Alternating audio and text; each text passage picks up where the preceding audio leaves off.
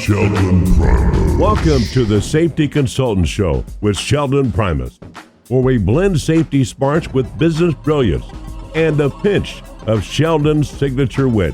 Whether you're a safety pro, a fresh-faced consultant, or just safety curious, get ready for a show that'll educate, entertain, and elevate your safety game. Let's dive into the art of consulting with your safety Sherpa himself, Sheldon Primus. This episode is powered by Safety FM. Well, welcome to the show, gang. This show is also powered by a whole bunch of coffee and some fun times. It's powered by, because that's what we do. We have some fun time together.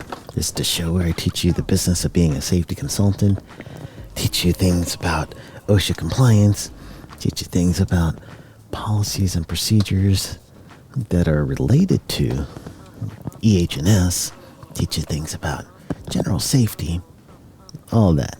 That's what we do here. We hang, learn some stuff. All right, so today what we're going to end up learning some stuff on is very quick. I just wanted to tell you a little bit about the OSHA website right now. Not just a website, but OSHA as an agency is going through some changes, and currently there's an acting person in the position. You need to keep an eye on the HELP committee. HELP is, for those of you in the U.S., it's going to be Health, Education, Labor, and Pension. So when the Senate meets for the next health, I don't even know if it's the next one, but there's an agenda for what they're going to vote on. So we're looking for a vote for the assistant deputy of the Department of Labor for OSHA. And that's going to pretty much be the person that we really want. We want that position to be someone who is full-time in that position, not acting.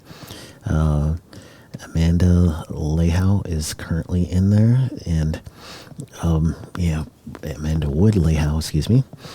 So she's in that position.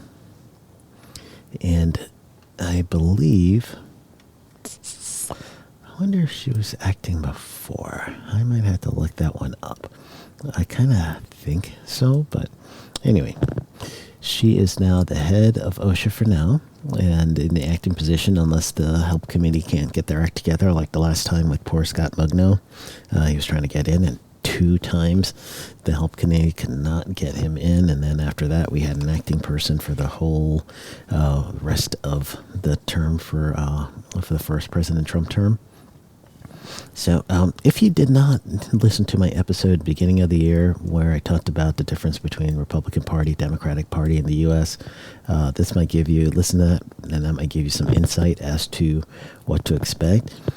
I waited a few months. This is now in July, so I waited, just at least 6 months to really see how the administration would kind of take off, from the start block. And it looks like it's still kind of slow, but the OSHA website is mostly intact. There's a couple of things that I noticed that's kind of off. So if you go to OSHA.gov /record keeping, you're going to see a reference to a compliance letter. And that compliance letter on that page is actually archived. And if you don't know what a compliance letter is, it's actually it's just OSHA's way of making sure that all the agency, throughout the agency, they're going to have a similar experience with compliance officers.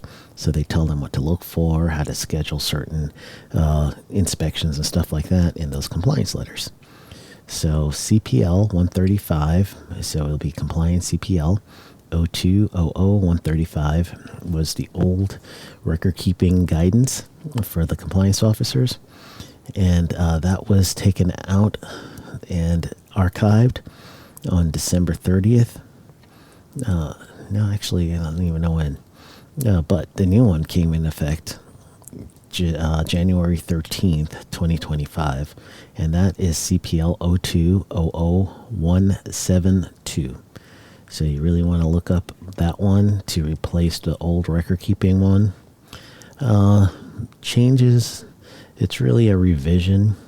So it gives a little bit more update on policies and procedures related to looking up any ICS codes and different industry type concerns and hazards. And then it also does give a little bit of an appendix in there, a checklist for the compliance officers. So you honestly could use this for your own system. So if you want to do an internal audit on how is your record keeping, use this document. And that's what it's there for. So that's one of the big things I've seen. The website is mostly intact.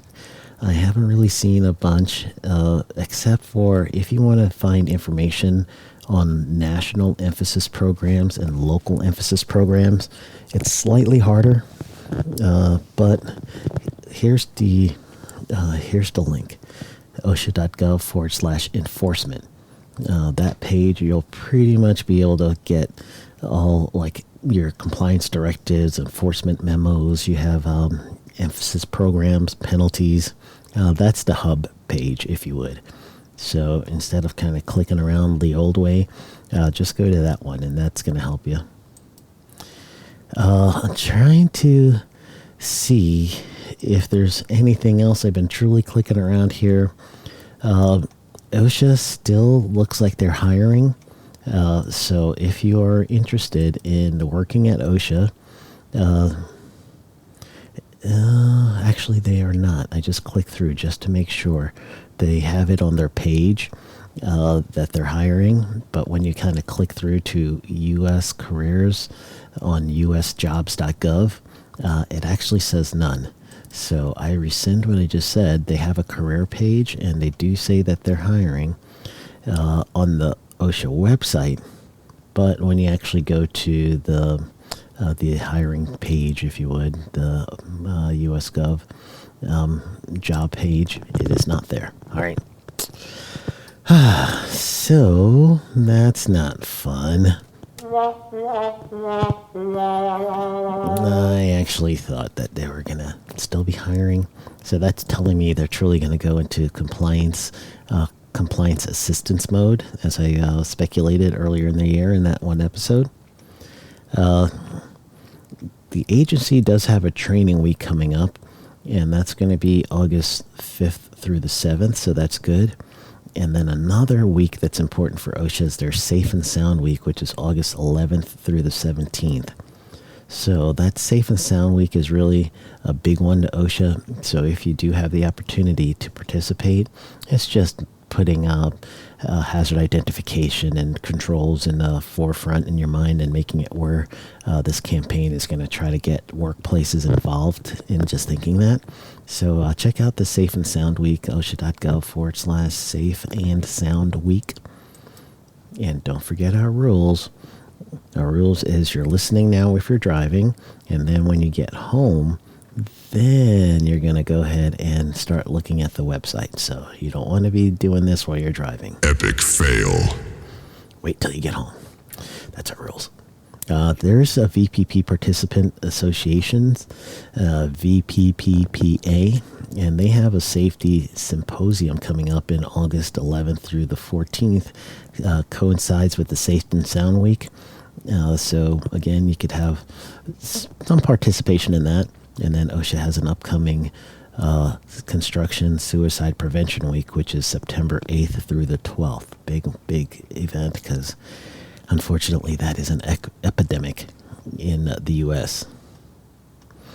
One of the things I am going to point your attention to is the compliance assistance part. I would still suggest that you go through OSHA's compliance assistance tools, such as the small business resources, OSHA.gov/small businesses. See if there's stuff you could use for yourself, your business, and just go ahead and try to get that now. Like, download some of that now. There's a small business safety and health handbook that has some good information. There's a safety and health program button on that page. When you click on that, you want to kind of look for sample programs, and you could download some templates of programs you could use for your business and, update that for your clients. There's a lot of good things, and I don't know how long it's going to be there. So I encourage you guys to just go ahead and start getting like maybe a cloud storage or something and start putting some of this stuff into that. Another thing that you really want to look for is the Susan Harwood grant material, and that's free training. Search by topic, search by grantee, search by languages. But again, there's a lot of presentations on things there. I don't know if the site's going to break or whatever, but it's information that you might want to hold on to and be able to use. But that's really it. I just wanted to at least let you guys know to just check the website out. That compliance letter thing is the biggest thing I've noticed. OSHA's doing some enforcements and things like that, so you do want to still keep an eye on enforcement activities. But overall, this OSHA update being this quick doesn't mean that OSHA's not doing anything. They're going to do their national emphasis and their local emphasis and everything else. It's just that there's no real huge news. We're just waiting for that help committee to finally vote in someone who's going to be the head of OSHA, and that's in the Senate. So you want to look for the Help, Education, Labor, and Pension Committee. And when they meet, hopefully soon, they're going to start voting in someone to head OSHA. But other than that, gang, see, quick and painless, because you guys got this. Go get them.